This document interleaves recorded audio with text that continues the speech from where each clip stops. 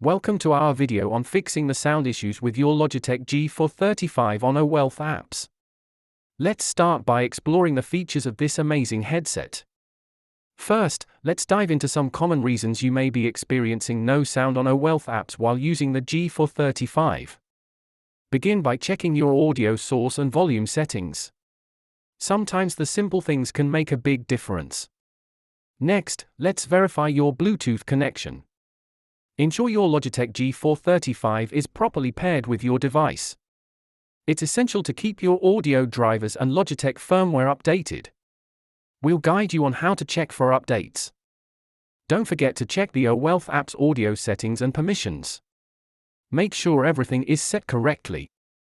Utilizing Windows sound settings can help you further troubleshoot the issue. Let's guide you step by step. To isolate the problem, test your G435 with other applications. This can help determine if the issue is app-specific.